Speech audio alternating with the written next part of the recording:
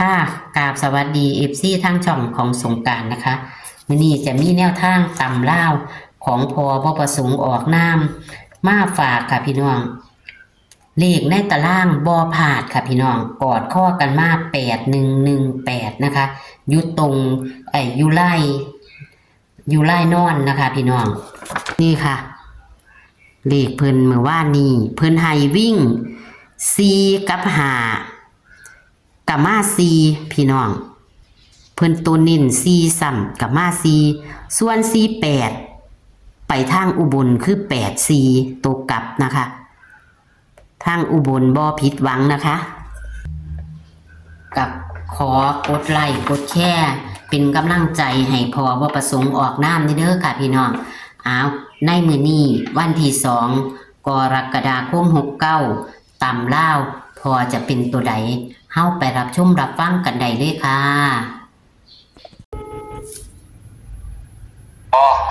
สวัสดีค่ะพ่อเอาตำลาวค่ะตำเล่าก็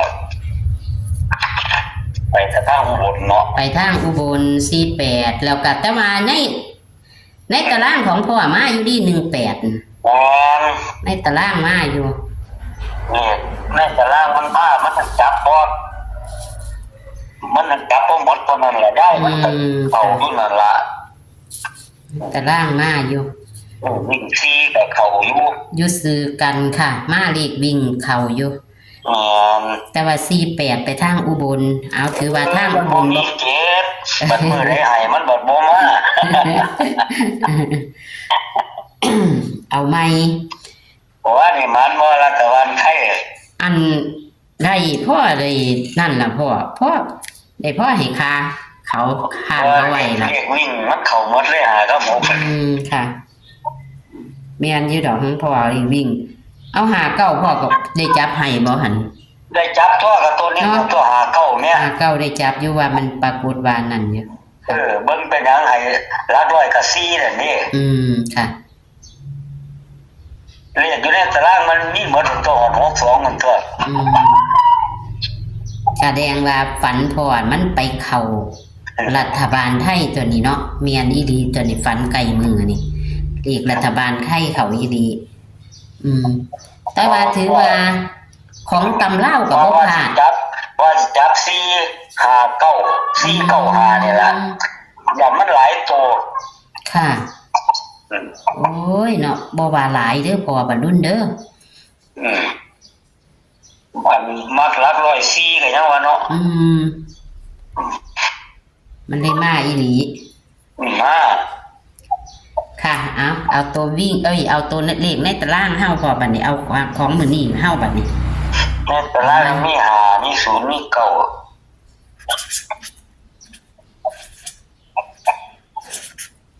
ค่ะมี438แล้วก็7วิ่งมันสิมาบ่มื้อนี้9กับ7บ่แน่ดีพ่อวิ่ง7กับ9เลยได้ค่ะ7กับ9อันใดก็มาได้อันใดก็พลิกแพงได้เลขแนวทางเฮานี่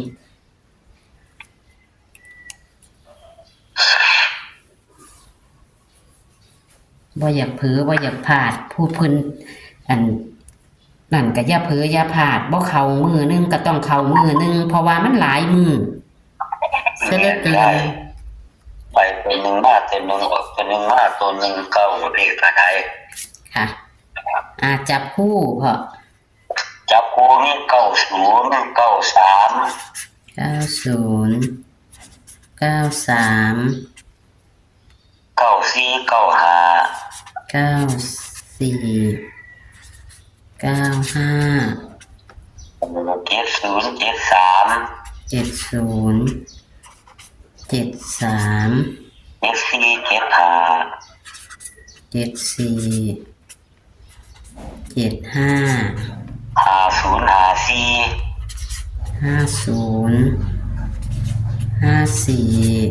อะไรก็43มันบ่พอครับ43แล้วก็30 43 34 30ครับ ไม่นี่กันเบิ้ลบ่ เบิ้ลมี4455ละยาย 4455บ่เนี่ยมันบ่มาบาทีละมือ2มือเท่านี้มันมา เออ ตัวเน้นพ่อ ตัวนี้มีเก้าสาม 93 เก้าสี่ 94 เก้าห้า 95 73 74 73 74 75ครับ เลขรู้สึกว่าจะเข้ากันแถบทุกเสี้ยนอยู่มื้อนี้พี่อาจจะบ่พลาดเด้อค่ะมื้อนี้ตัววิ่งนี่เด้พ่อนักตัวใด เน้นไปที่เก้าได้ย่าย ค่ะ หมูผลมาให้กับที่ให้อยู่ดอกเก้ามันโดนแล้ว ค่ะบ่แน่เนาะแม่นอยู่ดอก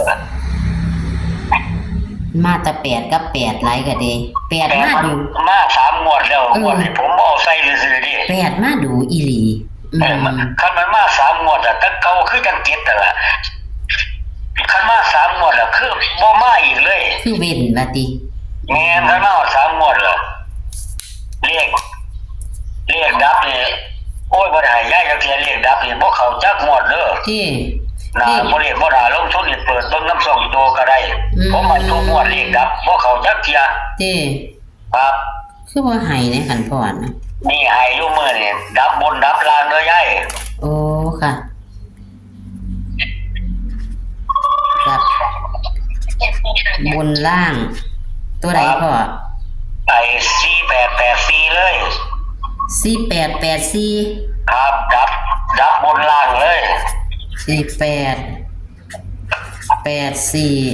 ครับประหยัดทุนลงไปอีก บ่ต้องให้มาโอ้ยบ่ต้องเอาเลยแม่นบ่4884อยู่ไสก็เลย งวดว่างันผมก็ให้ดับไปไอ้00660นั่นนี่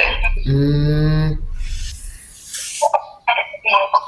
ดับอยู่ดับบนล่างนี่อยู่ตลอดแม่นบ่พ่อ ตลอดเปิดเบิ่งเลยน้ำส่องโจอันใหญ่ผมไปทุกงวดเลยล่ะ ค่ะโอ้สิได้ถามเอาอยู่ดอกบานนี้เพื่อเพิ่นสิประหยัดทุน แม่นประหยัดทุนงวด5995ก็ดับบนดับล่างโอ้ยหลายงวดแล้วนี่ใหญ่เป็น10งวดแล้วนี่ เป็น10กว่างวดโดคักอยู่คันพ่อดับอยู่แล้วก็ดับบ่แม่นว่าอันเป็นหลักเนาะดับเป็นโตเลยตอนนี้ ดับเป็นตัวเลย มี884นั่นล่ะ อ้าวขอให้มาครับมื้อนี้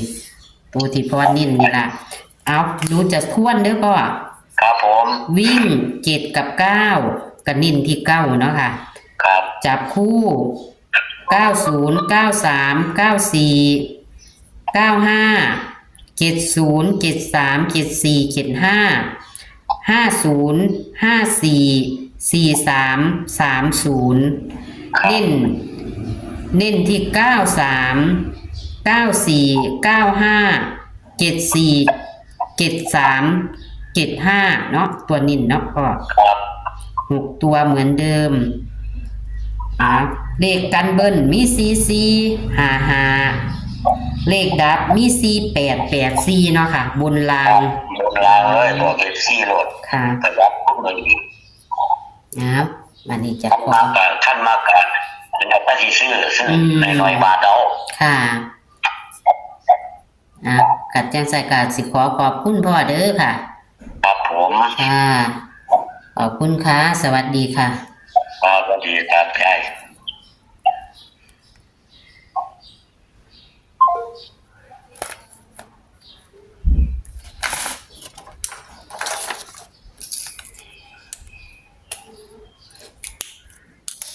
วันที่1 กรกฎาคม 69ตำลาวพอว่าประสงค์ออกน้ำเลขวิ่งสายแลนเพิ่นกะบ่ผิดหวัง วิ่ง4 5 4กับ5 เพิ่นเน้นที่ซีพี่น้องกับมาซีของเพิ่นอีหลีนะคะมาซีของเพิ่นอีหลีเพิ่นจับปูให้48ไปทางอุบลค่ะพี่น้อง48เพิ่นไปทางอุบลเลขในตารางของเพิ่น18มา81กอดข้อกันมาอยู่81นะคะค่ะผู้ใดจับอยู่ในตารางก็จะได้81นะคะแต่ตัววิ่งของเพิ่นบ่พลาดค่ะเพิ่นให้4ซ้ำเน้นที่4มา4มา4 7นะคะเน้นที่4มา4 7วันที่2กรกฎาคม69ตำล่าวกระพอบ่ประสงค์ออกน้ำนะคะนี่ค่ะเลขในตารางกอดข้อกันมาดีค่ะพี่น้องแคปหน้าจอเอาเด้อค่ะวิ่ง7กับ9เพิ่นให้9นะคะพี่น้องเพิ่นให้9นี่ตัวนิ่นของเพิ่นกับมี93 94 95 73 74 75เด้อค่ะพี่น้องนี่ค่ะส่วนกันเบิ้ลเพิ่นจะมี4455เลขดับเพิ่นว่าอยู่เป็น10กว่างวดแล้วพี่น้องดับก็คือ4884เด้อพี่น้อง4884งวดนี้เพิ่นให้เลขดับนำเพิ่นว่าเพิ่นให้ช่องอื่นมันก็อยู่ตั้งว่า10กว่างวดแล้วค่ะพี่น้องอ้าวโชคหมานค่ะแคปหน้าจอค่ะโชคหมานกับพอบ่ประสงค์ออกน้ำนะคะวันที่2กรกฎาคม69นะคะเลขวิ่งเพิ่นบ่พลาดค่ะจับคู่กลับไปทางอุบลนะคะแล้วก็กอดข้อกันมากกับ81ในตารางนะคะพี่น้องเอาโชคมันค่ะคลิปนี้ก็ฝากกดไลค์กดแชร์ให้กับพอบประสงค์ออกน้ำในเด้อค่ะเอาคลิปนี้ก็ขอสวัสดีค่ะโชคมันมื้อแรงค่ะ